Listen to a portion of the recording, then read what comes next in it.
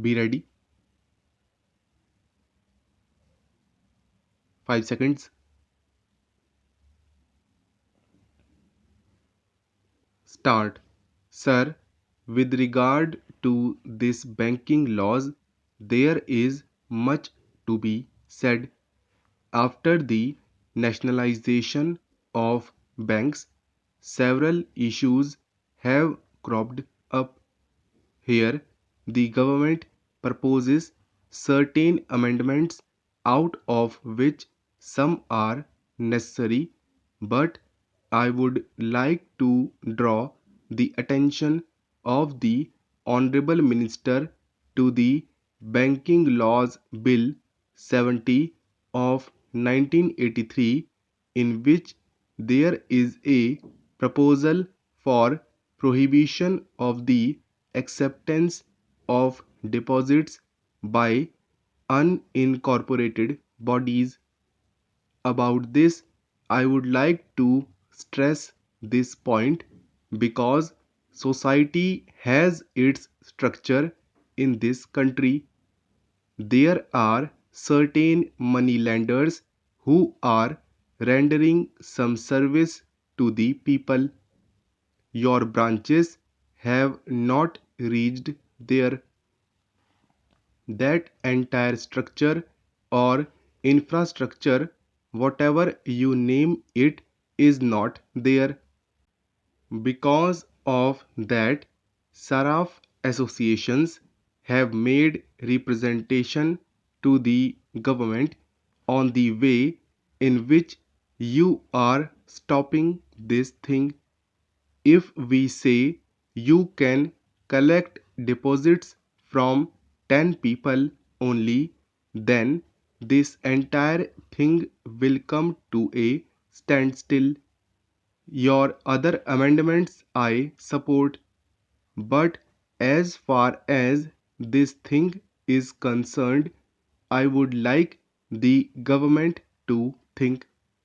The basic objective, which is difficult to understand and much less to appreciate, of this underlying objective behind the introduction of the bill, and more particularly the amendment mentioned above, which is likely to have a far reaching effect on various sectors of the economy. If the government is determined to protect and promote the interest of the depositors or root out malpractices on the part of certain elements in the informal credit market, then there are various ways and means by which these aims could be achieved. It is apprehended that such a drastic measure will result in squeezing the source of credit in the informal credit market, which will not only paralyze the normal course of code of business in the urban and rural areas, but also provide wide scope for unhealthy and undesirable practice, a situation which can hardly be viewed with calm. We humbly feel that rigorous restrictions on acceptance of deposits by the unincorporated bodies has also draconian measures to control them would only cause serious damage to the economy, resulting in hardship to millions of people without any commensurate benefit to anybody. Now, sir, this is the representation that they have made. Since all the branches of our nationalized banks have not reached the rural areas in the far flung areas, what would happen to those people? Sir, having stated this, these people had approached me in Bombay. Then, sir, all the shroff associations are already agitated over it. Now, I have got a memorandum which I think has been submitted to the government also. It is Gujarat State Shroff Association.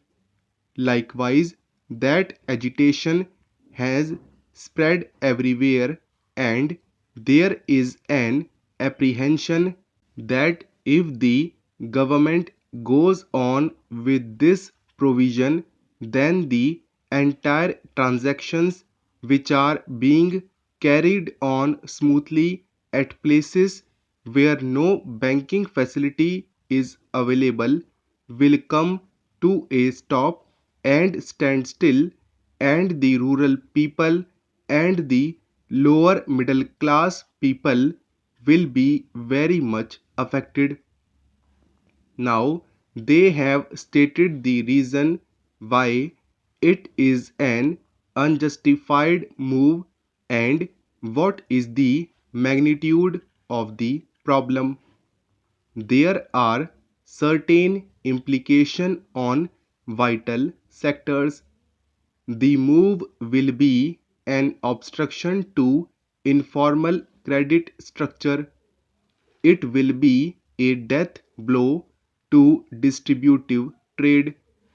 It will have a detrimental effect on rural sector.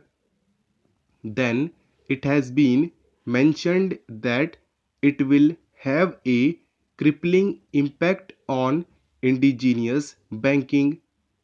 It will aggravate unemployment. There are certain drastic penal provisions about which also they have stated.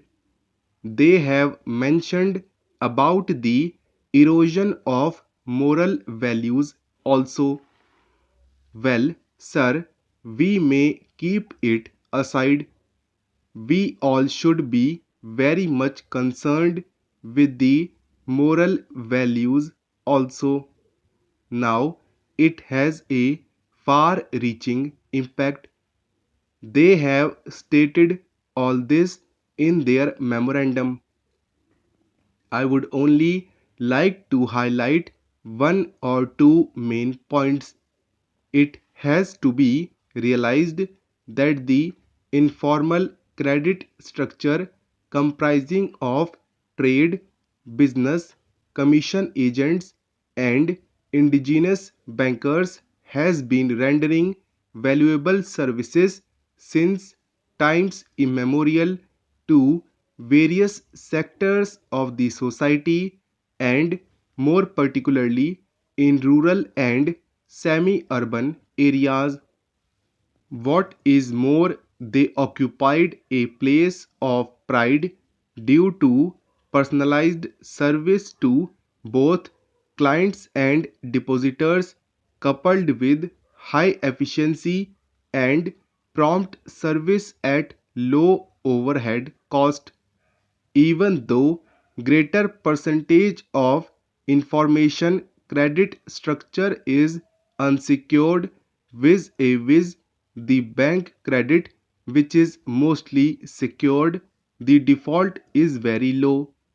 Despite substantial expansion of bank branches, not only of the nationalized banks but also the national rural banks and the cooperative banks, the informal credit market continues to serve the increasing needs of the internal trade, industry, and commerce of the country, which highlight its viability and indispensability. Even in developed countries like USA, informal and non-banking commercial credit markets operate without being subjected to close customary and legal regulation characteristic of commercial banking and its variants. In such circumstances, instead of destroying such informal credit structure, it would be quite useful to revitalize and reinvigorate it.